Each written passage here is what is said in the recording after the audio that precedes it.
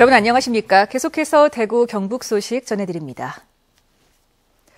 대구 경북 지역은 오늘 구름 많은 가운데 낮 동안 곳에 따라 빗방울이 떨어지겠습니다. 낮 최고 기온은 대구 9도, 구미 7도, 안동 5.2도 등으로 어제보다 조금 낮았습니다. 내일은 늦은 오후부터 눈 또는 비가 내리기 시작해 모레 새벽까지 이어지겠습니다.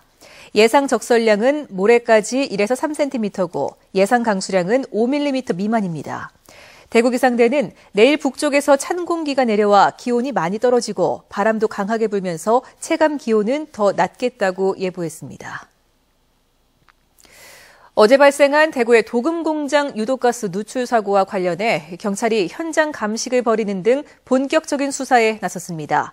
관할구청은 뒤늦게 화학물질 사용업체에 대한 점검에 들어갔습니다. 양관희 기자가 보도합니다. 국립과학수사연구원 직원들이 어제 누출된 유독가스의 정확한 성분과 양을 조사하기 위해 유독가스가 발생한 옥상 황산탱크에서 혼합물을 뽑아냅니다. 탱크로리에 들어있는 차염수산염도 수거에 나섰습니다. 경찰도 탱크로리 기사와 폐수처리업자, 공장 관계자 등을 불러 조사를 벌이고 있습니다. 탱크로리 기사가 작업할 당시 공장 관계자들이 함께 있었는지와 유해한 물질 취급에 따른 안전수칙을 제대로 지켰는지 여부를 집중적으로 조사하고 있습니다. 실제로 차염수산염은 눈과 호흡기에 영향을 줄 수 있어 보호장비 착용을 요구할 정도로 유해한 물질이지만 사고 당시에는 경고표지, 보호구 등이 없었습니다. 저희가 자료를 정리 중이고 모르고 안전사고다 보니까 이렇게 잘 아시는 전문기관하고 저희가 상의를 또 거치고 해야 되니까. 관할 지자체인 대구 달서구도 대책을 내놓고 오늘부터 유독물 영업등록 사업장 점검에 들어갔습니다. 유독물 다량 사용하고 있는 사업장에 대하여 선별적으로 우선적으로 특별 점검을 실시할 계획입니다. 점검업소는 저희들이 한 30개소 정도를 선별하여 단속할 계획입니다. 하지만 달서구에 등록된 유독물 취급 사업장만 104곳이지만 점검 대상은 3분의 1에 그친 데다가 사고가 난 사업장은 유독물질을 연간 120톤 이하만 사용해 구청에 등록도 되지 않은 곳이어서 그 실효성에 대해서 의문이 제기되고 있습니다.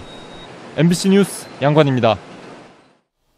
한국석유공사는 포항에서 동쪽으로 150km가량 떨어진 동해 팔광구 등을 정밀 탐사한 결과 국내 연간 천연가스 소비량의 1.3배인 최대 3,600만 톤이 매장된 가스전을 발견했다고 밝혔습니다.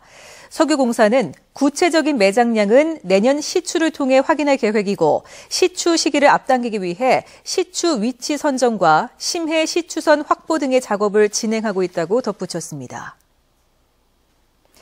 한국감정원이 지난 8일을 기준으로 전국의 주간 아파트 가격 동향을 조사한 결과 대구는 0.2%, 경북은 0.09% 올라 전국 평균 상승률 0.05%를 웃돌았습니다.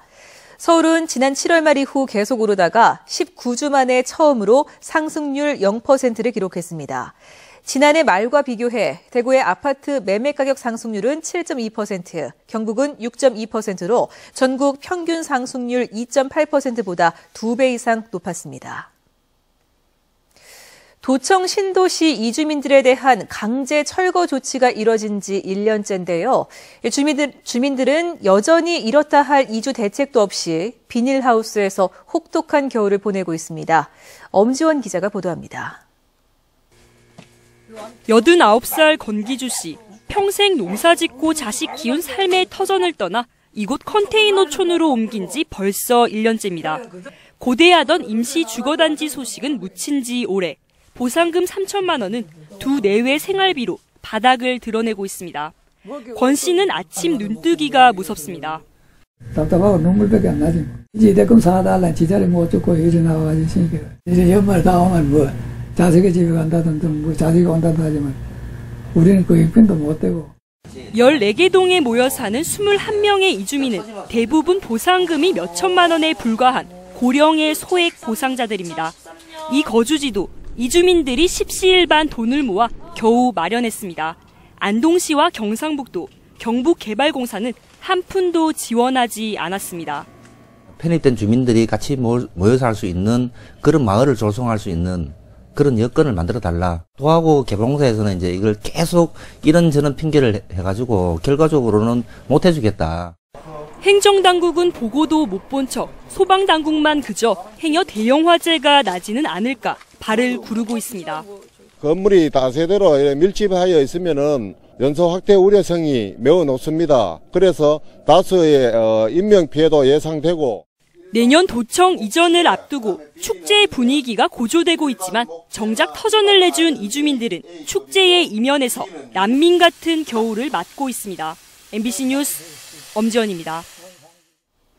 경상북도의회 예산결산특별위원회는 경상북도가 제출한 예산 7조 3,412억 원 중 56건 138억 5,300여만 원을 감액하고 감액한 예산은 모두 유보금으로 돌려 천재지변 등 비상시를 대비한 긴급 사업에 쓰도록 했습니다. 경북교육청이 제출한 내년도 본예산 3조 5,558억 원 가운데는 9건 37억 5,800여만 원을 삭감해 예비비로 돌렸습니다. 한편 경상북도의회 예산결산특별위원회 개수조정위원회가 오늘 새벽 경상북도의 대구경북연구원 운영지원 예산 33억 원 전액을 삭감하기로 의결해 대경연구원은 대구시 지원 운영비 33억 원으로 내년도 연구활동을 할 수밖에 없게 됐습니다. 지난 2010년에도 도의회가 예산을 삭감했다가 다음해 추경해서 예산을 통과시켜 준 적이 있지만 당분간 운영의 차질이 불가피해 보입니다. 대구 경북 소식이었습니다.